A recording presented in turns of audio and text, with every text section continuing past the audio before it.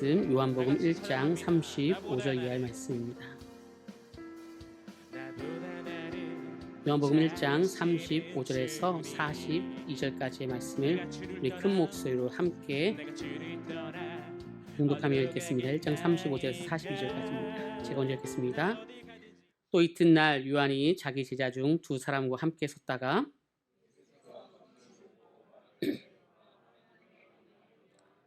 두 제자가 그의 말을 듣고 예수를 따르거늘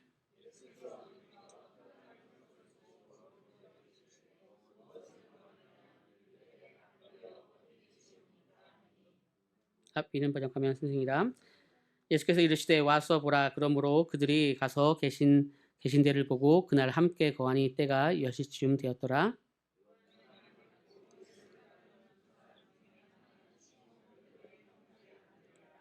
그가 먼저 자기의 형제 시몬을 찾아 말하되 우리가 메시아를 만났다 하고, 메시아는 번역하면 그리스도라, 데리고 예수께로 오니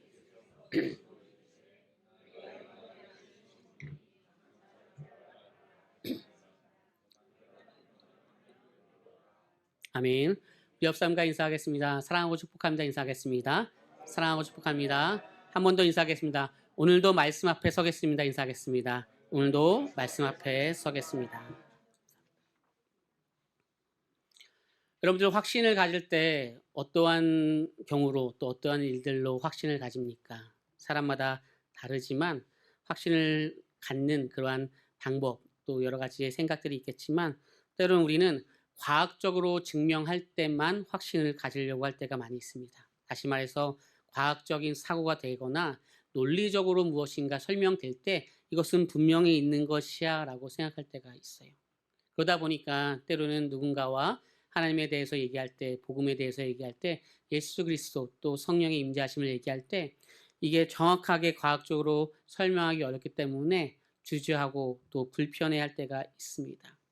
물론 과학적으로 증명할 수 있는 길들이 굉장히 많고 또 역사적으로 증명할 수 있는 것들이 기독교 가운데 많이 있지만 혹 그것이 아니더라도 그런 논리적인 설명이 정확하게 있지 않다라고 해도 우리 삶에는 확신을 가지고 도전을 가지고 나갈 수 있는 일이 많다는 것입니다. 그래서 미리 말씀드리면 여러분들 하나님을 증명하지 마시고요. 증거하길 소망합니다. 아멘. 무엇이라고요? 증명하려고 하지 마시고요. 증거하길 소망합니다. 우리가 증거하면 하나님께서 이루어 주시는 거예요. 내가 아무리 많이 배우고 많이 알아서 그것을 정확하게 논리로 설명한들 때로는 많이 부족할 때가 있고요. 아니면 나는 말하는 것이 어눌하거나 조금 부족하고 어색할 수가 있지만 내가 그냥 하나님께 받은 은혜들, 하나님의 사랑을 전했는데 수많은 사람들이 하나님을 알고 또 나아갈 때가 많이 있어요. 다시 한번 부탁드립니다. 우리는 복음을, 예수님을 증명하려고 하지 마시고 증거하길 소망합니다. 그럴 때 하나님께서 일하실 것입니다. 오늘 나오는 본문의 내용들이 사실 그와 관련되어져 있는 내용들이죠. 세례 요한이 하는 질문, 대답과 연결되어 있습니다. 사람들이 세례 요한에게 묻는 것입니다. 당신 누구야? 당신이 메시아야? 라고 물어보죠. 그때 나는 그런 사람이 아닙니다 라고 말하고 있죠. 나는 오실 메시아를 증거하는 사람입니다 라고 하는 거예요. 나는 그의 신들매를 감당하지 못합니다. 성령이 비둘기같이 내리는 일이 있는데 그가 바로 메시아입니다 라고 그렇게 증거하고 말하는 거예요. 그때 예수님의 은혜가 사람들 마음속 깊숙이 임하게 되는 것이죠. 우리는 요한복음의 말씀을 지금 1장부터 보고 있습니다. 일부러 오늘 우리가 새생명 축제를 준비하기 때문에 이 말씀을 준비하는 것이 아니라 우리가 요한복음의 말씀을 준비하는 과정 가운데 이 말씀이 있기 때문에 어떤 말씀을 할까요? 라고 제가 생각은 하지만 주어진 본문으로 고민하며 나아갈 때 하나님께서 이 말씀 가운데 이러한 은혜가 있는데 함께 나누면 좋겠다라고 하는 그런 마음을 저에게 주셨습니다. 그것은 예수님을 증명하는 것들도 중요하지만 증거하고 그냥 전하고 나누게 되면 하나님께서 일하신다라고 하는 메시지입니다. 우리가 예수 그리스도를 만났습니다. 그래서 진짜 믿고 생명을 얻고 있습니까? 오늘 요한복음이 마태, 마가, 누가복음, 공간복음과 조금 차이가 있다고 했는데 그 내용은 이렇게 있습니다. 우리 표를 보면서 함께 설명하겠습니다. 예수의 행적과 또 그것의 의미를 살펴볼 때 마태, 마가, 누가복음을 무슨 복음서라고 하는데 그것을 합쳐서 공감복음이라고 합니다. 세 복음서 공감복음이라고 합니다. 이것은 주 70년경에 있었습니다. 주 70년은 굉장히 중요한 일이 있습니다. 성전이 파괴되는 일이에요. 성전이 파괴되는 일. 그래서 주 70년은 아주 중요한데 아마도 마태, 마가, 누가복음은 주 70년 경에 쓰였을 것이다라고 학자들은 말하고 있습니다. 그래서 여러 가지 이적과 기적을 능력, 권능, 디나미스라고 하죠. 다이나마이트를 표현할 때 이렇게 설명합니다. 이미 다 쓰여져 있는 복음서가 있는데 다시 요한복음이 적어도 20년에서 30년 후에 요한이 이제 하나님께서 부르심을 받기 바로 직전에 펜을 들게 됩니다. 이미 쓰여져 있는 복음서가 있는데 왜 다시 펜을 들었을까요? 그것은 사람들이 예수 그리스도를 향하여서 그분은 어떤 분인가라고 생각은 많이 하지만 말은 많이 하지만 믿고 생명을 얻으려고 하지 않는다는 거죠. 이 음식은 맛있어라고 말을 하지만 진짜 먹으려고 하지 않는 것이에요. 그래서 주님께서 많은 이적과 표적을 통하여서 우리에게 신호를 주시고 말씀하시는 것이죠. 요한복음 20장 31절이 요한복음의 기록 목적이거든요. 우리 같이 한번 읽어볼까요? 같이 읽겠습니다. 시작.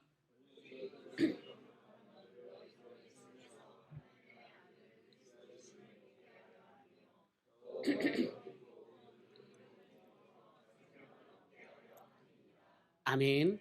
그러니까 나 예수 알아. 우리 가정이 3대째 믿어. 우리 가정 가운데 또 많은 신앙의 사람들이 있어. 이 말도 중요합니다. 그런데 정말 중요한 것은 내가 그 예수를 통하여서 그 믿음을 통하여서 진짜 힘입어 생명을 얻고 있느냐라고 하는 거예요. 이게 요한복음 마지막에 나오는 거예요. 이 마지막의 말씀과 우리가 아는 것처럼 베드로에게 네가 나를 사랑하느냐라고 하는 질문과 이어지죠. 그러니까 진짜 예수님을 사랑하는지, 내가 그 사랑을 경험했는지, 내가 그 이름으로 생명을 얻고 있는지. 여러분들 이번 한 주간도 예수님의 그 은혜로 또 믿음으로 귀한 생명과 함께 나아가는 시간이었음을 믿습니다. 안 되면 또 한 주간 고민하고 기도하면서 하나님의 은혜가 없이 살 수 없습니다. 예수 그리스도의 보혈이 없이 저는 살 수 없습니다. 성령님의 통치하심이 없이 저는 매일매일 나아갈 수 없습니다. 라고 고백하는 은혜가 있었으면 좋겠어요. 구원이란 무엇일까요? 구원이란 내가 무엇인가 주는 것이 아니라 인간이 열심히 노력했기 때문에 그 행위로 얻어진 것이 구원이 아닙니다. 구원이란 예수님의 십자의 공급에 힘입어 영생을 선물로 받은 것입니다. 우리가 잘 아는 것처럼 에베소서 2장 8절이 얘기하죠. 구원은 믿음은 하나님의 선물이라고 하는 거예요. 제가 자주 설명하지만 제가 여러분들에게 어떠한 존재인지에 따라서 여러분들은 저를 믿는 그런 관계가 형성되죠. 제가 급하게 필요한데 여러분 한 100만 원 정도 빌려줄 수 있겠습니까? 지금 고개를 잠깐 돌리시는 분들이 있는데 그만큼의 제가 신뢰를 드린 것이죠. 여러분들의 삶을 예수님께 맡길 수 있겠습니까? 그리고 내가 힘들 때 어려울 때 주님 내가 주님을 만나고 나서 왜 이렇게 어려운 일이 많습니까? 라고 하십니까? 아니면 주님 이 어려운 환경도 주님과 함께하기에 내가 오늘도 믿음으로 나아갑니다. 라고 고백하십니까?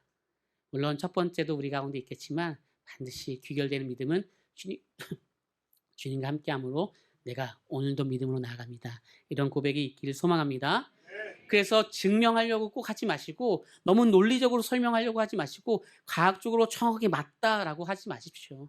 물론 그런 것들로 기독교를 증명할 수 있습니다. 그리고 그렇게 해야 되는 것이 맞습니다. 그러나 때로는 예수님께서 우리에게 그렇게 말씀하시지 않을 때가 있어요. 구원의 시작은 사실 와서 보라라고 예수님께서 말씀하세요. 예수님 그리고 안드레, 빌립, 베드로, 나다나엘 다 예수님께서 많은 설명이 있지만 와서 보라라고 하는 것이죠. 사실 오늘 본문을 우리가 다 읽지 않았지만 이 본문은 그런 것들입니다. 예수님께서 너는 무엇을 구하느냐?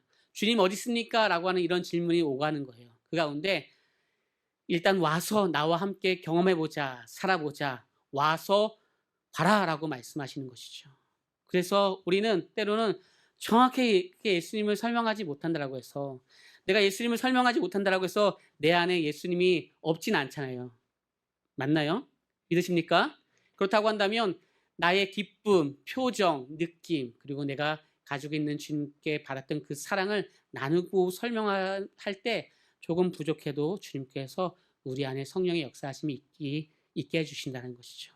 그래서 많은 질문 가운데 주님께서는 이렇게 말씀하시는 거예요. 와서 봐라라고 말하고 있는 거예요. 와서 봐라라고 말씀하고 있는 것입니다.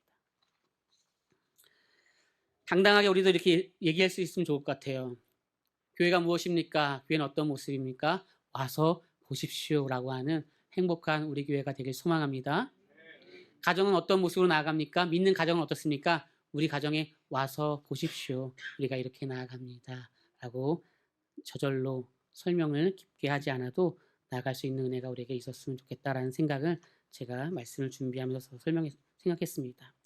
요한복음 1장 39절의 그 내용입니다. 예수께서 이르시되 와서 보라. 그러므로 그들이 가서 계신 데를 보고 그날을 함께 거하니 때가 10시쯤 되었더라. 함께 거했다라고 합니다. 아니 모르는 분이 와서 보라, 일로 와라라고 하는데 어떻게 함께 거합니까? 우리는 완벽하게 이해돼야지만, 완벽하게 알아야지만 움직이는데 오늘 성경에서는 예수님께서 일단 와봐, 함께 나눠볼래? 라고 할 때 거하면서 그들이 팬이 아니라, 주변 사람이 아니라 이제 예수님의 제자가 되는 것입니다. 그러니까 예수님의 제자가 되는 것은요, 10년 동안 뭐 공부해서 시험에 패스해서 제자가 되는 것이 아니라 그냥 예수님의 부르심에 초청받은 자가 예수님의 제자가 되는 시작이라는 것이죠. 마가복음에 가면 또 마태복음에 가면 예수님께서 함께 하실 자를 불러요. 그래서 제자된 그 필요 충분 조건은 사실 어떠한 능력과 또 과감성과 그 모든 것을 갖춘 사람이 아니라 필요 충분 조건은 예수님의 부르심에 제가 완벽하게 이해할 수 없지만 당신의 그 부르심 앞에 나아갑니다. 이것이 제자가 되는 첫 번째 길이라는 거예요. 빌립과 나다나엘도 막 서로 대화를 해요. 야, 나다나엘이 말합니다. 나사렛에 무슨 선한 것이 날 수 있겠느냐라고 하는 거예요. 저는 이제 강원도거든요. 강원도 두메산골에 태어나진 않지만 뭐 강원도에서 그 두메산골에서 뭐 선한 것이 나겠느냐라고 하는 만약에 질문을 한다면 와서 보라라고 이제 빌립이 얘기하는 것처럼 와서 나를 봐라고 얘기해야 되는데 저 좀 더 노력하겠습니다. 빌립이 막 설명하는 것이 아니에요. 몰라 일단 와서 봐. 나도 그분을 만났는데 대화하고 또 경험하고 그분과 교제하면서 정확하게 설명할 수 없었지만 분명히 아는 것이 있었어. 너도 와서 봐라고 하는 것이죠. 이 나다나엘은 아주 구약적인 것이 능통한 사람이었습니다. 그리고 날마다 묵상하며 나아갔던 신실한 사람이었습니다. 그럼에도 불구하고 예수 그리스도의 영이 오지 않는다면, 성령님이 우리 안에 들어오지 않는다면 공부를 통해서 우리는 예수를 알 수 있는 것은 아니죠. 그러기에 무엇을 구하느냐라고 하는 그 수많은 질문 가운데, 그 예수가 어떤 사람이냐라고 하는 수많은 질문 가운데 와서 봐라, 그리고 그분을 만나보자 라고 말하고 있는 것이죠. 우리가 잘 아는 수가성 여인 있지 않습니까? 수가성 여인, 그렇죠?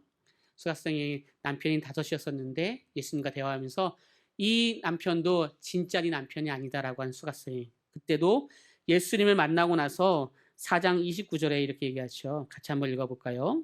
29절 PPT에 있는 내용 읽겠습니다. 시작.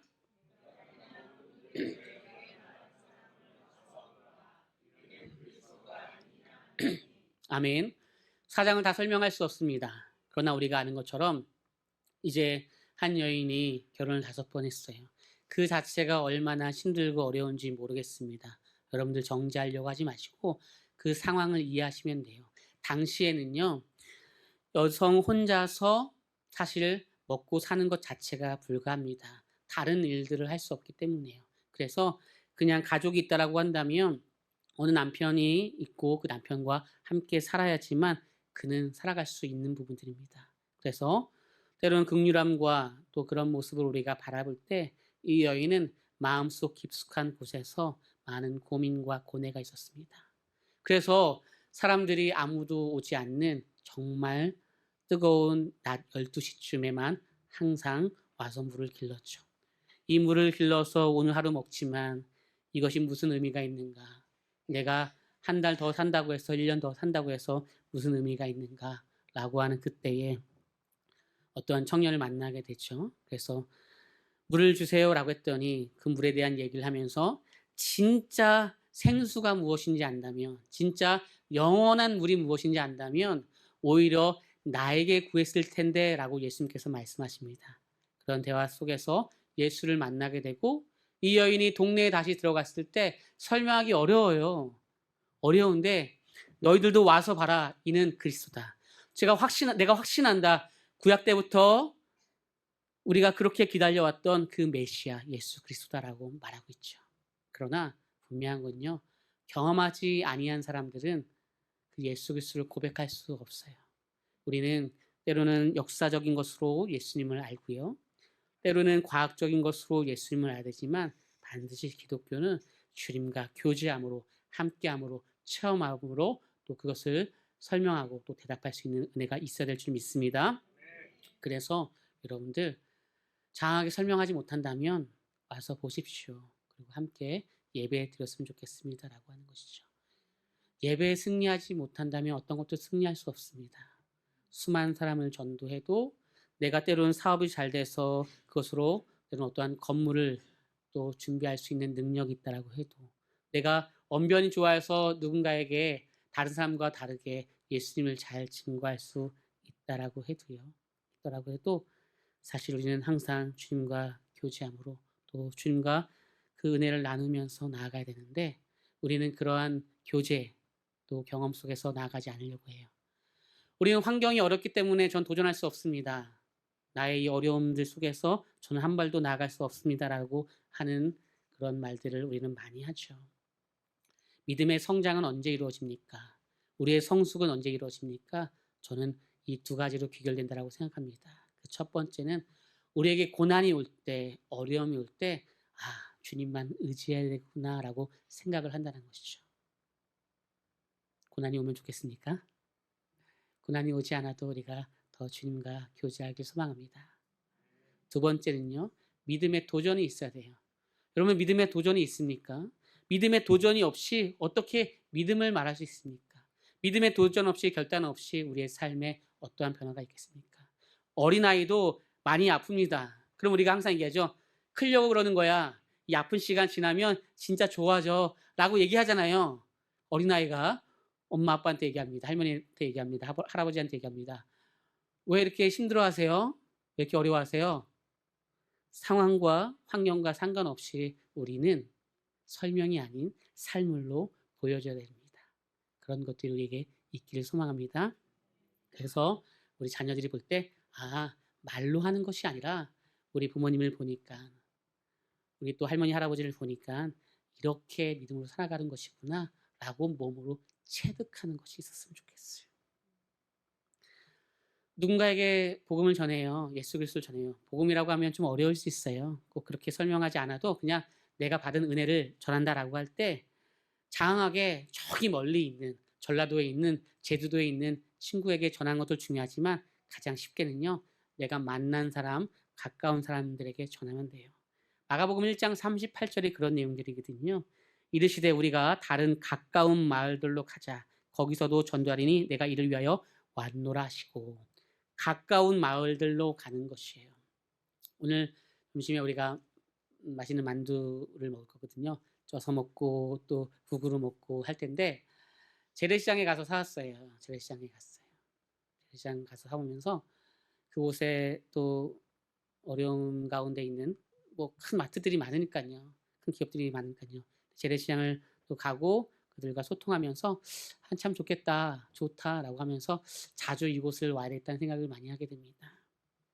우리 주변에 있는 사람들 그리고 내가 가까이 또 대화할 수 있는 사람들과 소통함으로 인하여서 실제로 만나고 대화하고 또 나누면서 가까운 사람들이 나를 통하여서 복음 혜택이던 또 경제적인 또 누림이던 그런 것들이 우리에게 있었으면 좋을 것 같아요. 여러분 어떻습니까? 여러분들과 사람들이 교제하길 원합니까? 항상 우리가 어디에 가면 애매한 분위기가 있었지만 그것이 화기애애해지기를 소망합니다. 화기애애한 분위기가 화기애매해지면 안 돼요. 우리는 어디 가든지 왜 저 사람이 가면 이 불편한 분위기도 새로워지지? 라고 우리는 생각하면 좋을 것 같아요. 안드레가 한 일이 무엇일까요? 안드레가 한 일은 별로 없어요. 그냥 자기 형제한테 가가지고 메시아를 만났어라고 얘기하는 것이죠. 오늘 찾아보지 않겠지만 성경의 41절이 그 내용이에요. 40절부터 제가 읽겠습니다. 요한의 말을 듣고 예수를 따르는 두 사람 중에 하나는 시몬 베드로의 형제 안드레라. 베드로의 형제 안드레가 있어요. 41절에 그가 먼저 자기 형제 시몬을 찾아가 말하되 우리가 메시아를 만났다 하고 라고 하는 거예요. 여러분들, 우리는 자꾸만 베드로에게만 집중하고 있습니다. 우리는 바울에게만 집중해요. 그렇죠? 그럴 수 있습니다. 그러나 베드로의 시작은 누구로부터 시작된 것이에요? 안드레예요. 안드레가 그냥 가서 한 것 없어요. 내가 메시아를 만났어. 형도 한번 만나봐. 교제해봐. 진짜 메시아야. 우리의 삶을 정말로 있는 그대로 받아주시는 메시아라고 하는 것이죠. 그러니까 무엇인가 우리는 보여지는 큰 것을 보는 것도 중요하지만 그 시작점은 예수님의 부르심 앞에 나갔고 그 부르심을 받은 이가 주변 사람들에게 내가 진짜 예수를 만났어 라고 말하고 있는 것이죠. 우리가 1층을 나름 아름답게 꾸며놨습니다. 테이블이라고 하는 이름으로 가지고 이제 한 2주 후부터 이곳을 어떻게 쓸까 좀 더 고민하면서 나아갈 준비를 하고 있는데요. 테이블이었죠. 테이블 T, 십자가 안에서 에이블, 모든 것이 가능하다라고 하는 의미가 있고요. 또 공동체가 그 테이블 안에서 서로 교제하며 나가면 좋겠다라고 하는 의미가 있습니다.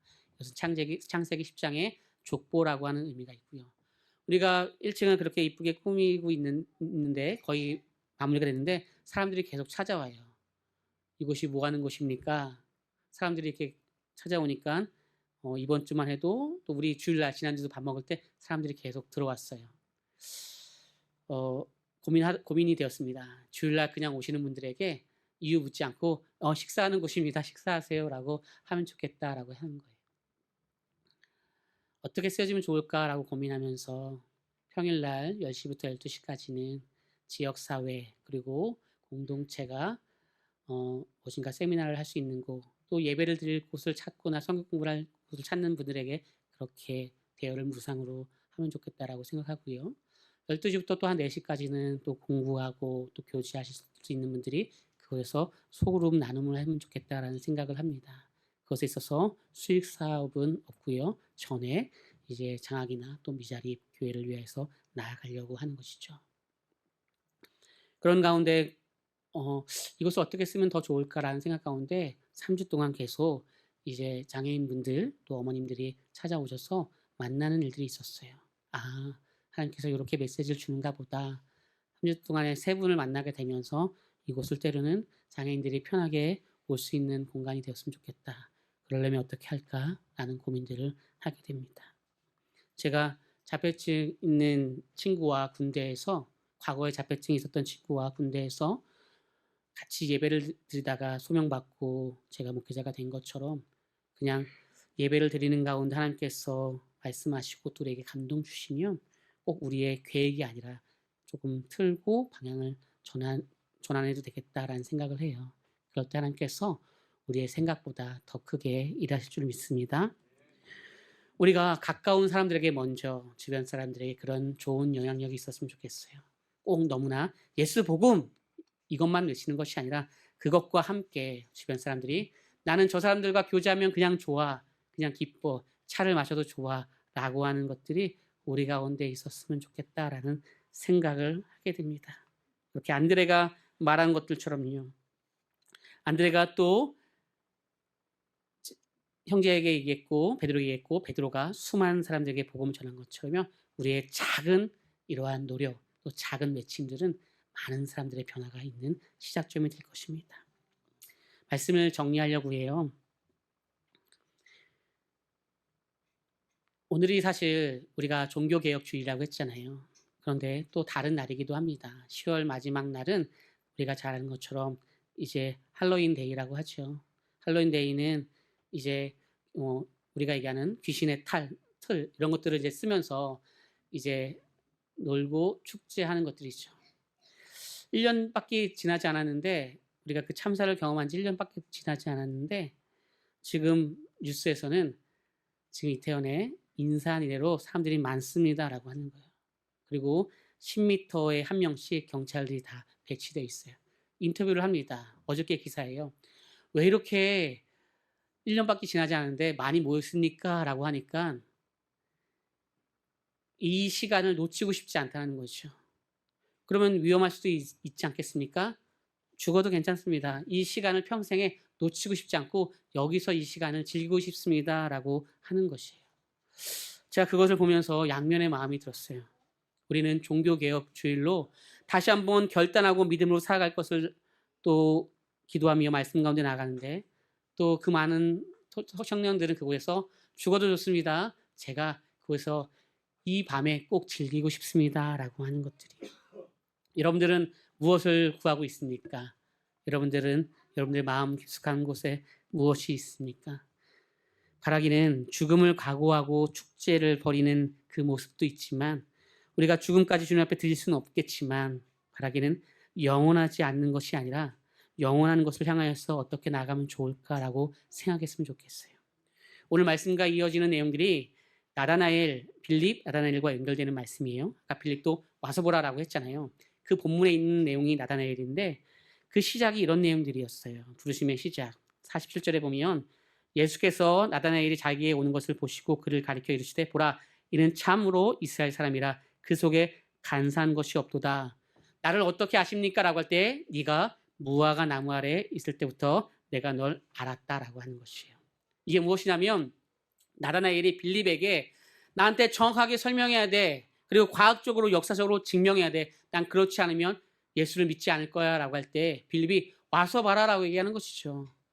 안드레가 빌립이 예수를 통하여서 경험하고 나서 너도 와서 보라라고 얘기하는 것이죠. 그때 나다나엘과 예수님이 만났어요. 나다나엘이 예수님께 묻습니다.